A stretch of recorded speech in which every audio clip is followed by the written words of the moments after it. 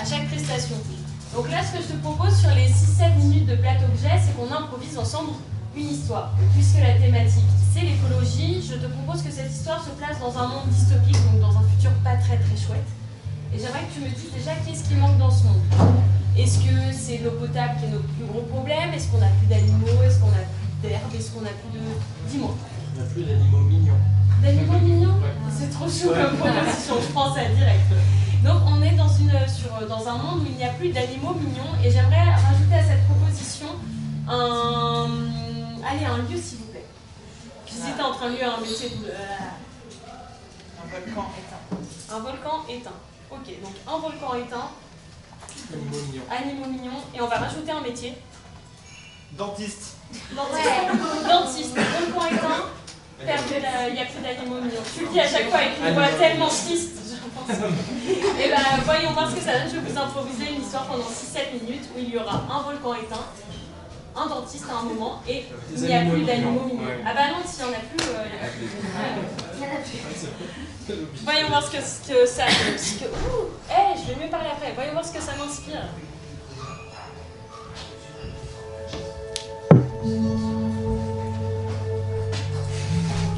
Quand vous entrez dans le musée, le seul et unique musée de Paris en 3024, la première chose qui vous frappe, c'est ce mur. Sur ce mur, positionné juste là, un petit koala marron. Il n'existe plus depuis à peu près un siècle et demi. Positionné juste là, un girafon. Les girafons n'existent plus depuis 20 ans. Positionné juste là, dans un petit bocal en formol, un poisson clown. Le plus mignon des poissons clowns. Il y a 30 ans, il avait gagné le concours du plus beau poisson de l'océan. À cette époque-là, on cherchait les océans on cherchait dans les océans les poissons. Et les rares qu'on trouvait, on les classifiait. Pour dire lequel était le plus beau et lequel, hélas, était le plus moche. Et positionné juste là, Judith. Judith a 6 ans. C'est mercredi après-midi. Et comme tous les mercredis après-midi, Judith rentre dans son musée favori.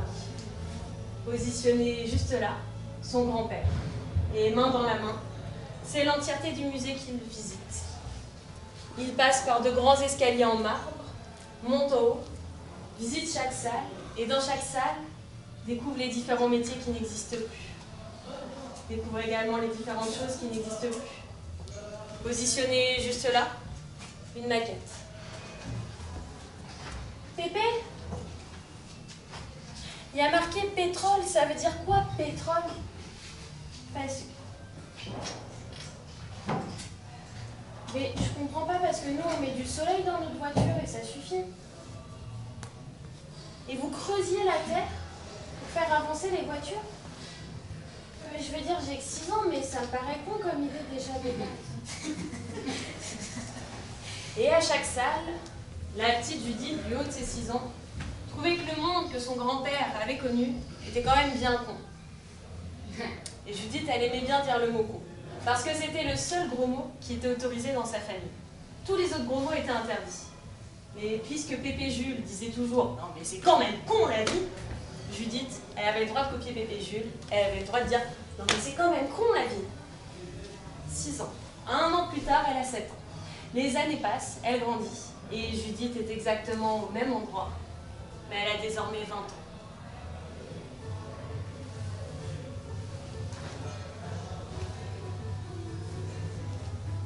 Je trouve ça drôle parce que d'une certaine manière, j'ai l'impression que c'est moi qui t'emmène au musée, Pépé, et c'est plus toi qui m'y emmène. Il y a une salle que j'aimerais te montrer.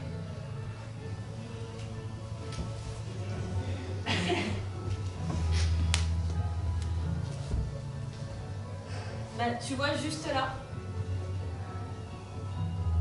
c'est le puits à pétrole et ça m'a toujours fasciné ce puits à pétrole. Parce que je me souviens, tu vois, petite, je te disais tout le temps que c'était con quand même de creuser dans la terre. Et je crois qu'à force de passer devant cette maquette, je me suis dit, tiens, qu'est-ce qu'il y a sous la terre? Qu'est-ce qu'il peut y avoir de merveilleux sous la terre? Et je ne l'ai pas encore dit à papa ni à maman, mais je l'ai eu.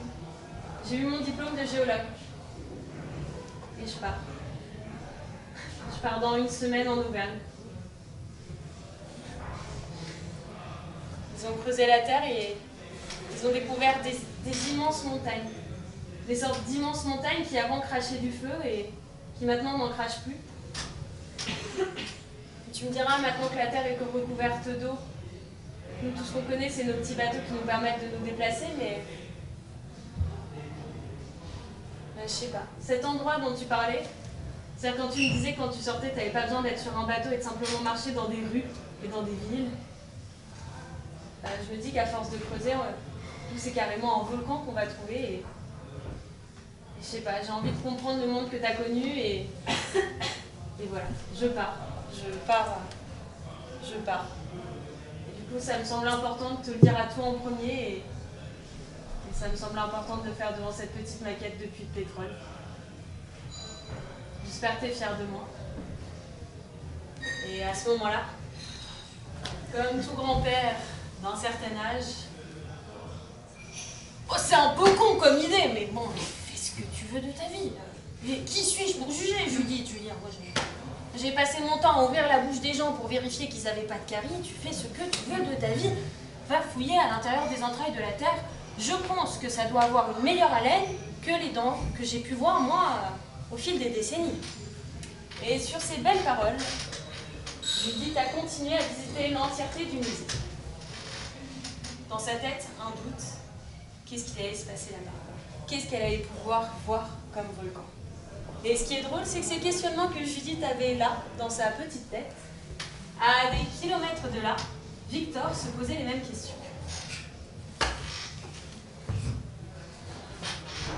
Non mais en fait, j'ai toujours dit que je voulais être géologue, mais peut-être que c'est une idée à la con. Non mais je sais que je suis ta fierté, maman, il n'y a pas de souci là-dessus, et je suis très très heureux d'être ta fierté, maman. Là n'est pas la question, mais quand tu passes ta vie à te dire « je veux être géologue », quand de ton enfance à ton adolescence et maintenant à l'âge adulte, tu te dis « c'est ça que je veux faire, c'est géologue que je veux faire ». Qu'est-ce qui me dit qu'une fois que je serai là-bas, en Auvergne, que je serai face à des volcans juste sous mes pieds, qu'est-ce qui me dit que je ne vais pas me dire « mais en fait, c'est pas ça la vie, c'est pas ça que je veux faire de ma vie ». Imagine, c'est décevant. Imagine toutes ces années que j'ai passées derrière moi à tout mettre en œuvre pour devenir géologue. Une fois que je le suis, je me rends compte que c'est un métier de merde. Tu te rends compte, maman? Imagine si c'est un métier de merde. Et pendant que Victor finissait de faire sa valise, marcher jusqu'à un bateau qui l'a amené jusqu'à une gare navale, qu'à cette gare, il a pris un bateau pour aller en Auvergne, et que dans sa tête, il se répétait « mais imagine, c'est une idée de merde en fait d'être géologue ». À plusieurs kilomètres de là, Judith faisait le chemin elle aussi en Auvergne, persuadée que c'était une idée géniale de devenir géologue. Chacun traverse plusieurs kilomètres, et l'un face à l'autre, quand leurs regards se sont croisés, peu importe d'être géologue ou pas, ils ont su que c'était avec cette personne qu'ils voulaient faire un bout de chemin. Et ce bout de chemin, ils l'ont fait jusqu'à créer un enfant. Et si je vous raconte aujourd'hui l'histoire de mes parents, c'est parce qu'on est réunis pour leur mariage et je trouvais ça important de vous raconter leur histoire. Voilà.